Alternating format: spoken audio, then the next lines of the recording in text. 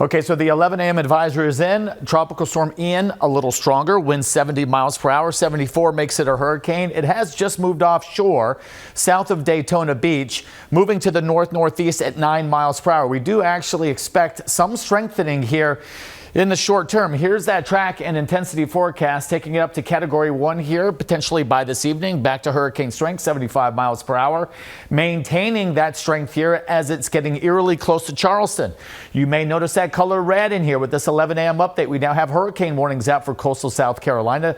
Tropical storm warnings extend all the way up here to coastal North Carolina. So we could be looking at a hurricane making yet another landfall and then weakening to tropical storm Friday night into depression this weekend. Hopefully we would be then writing the final advisory on this. So some changes with storm surge advisories. We have extended these up the coast a little bit here. So some areas could see 2 to 4 feet of storm surge, coastal North Carolina. Now about 4 to 7 feet of storm surge possible in and around Charleston, right on the coast there. And then still looking at coastal Georgia here in the northern parts of Florida.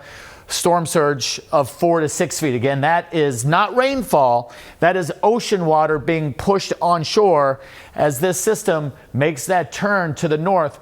We'll start getting some stronger winds out of the east, and that's exactly what we're thinking will push that extra water inland. And again, that's just the ocean coming onshore.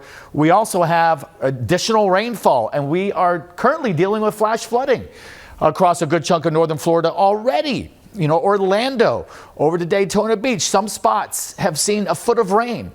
It's been a flash flood emergency actually there with some of the recent rainfall. So it is going to be good riddance in the short term getting this system out of here.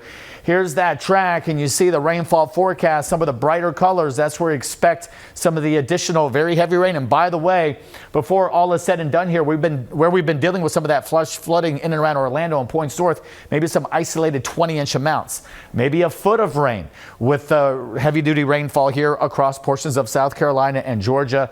Possible 8 inches or so as we go into the Virginias. So you combine that with the storm surge, you can see we've got a bit of a problem on our hand, even though the winds have dialed back. And at worst, it appears as though we're looking at a low-end hurricane. Stay safe out there.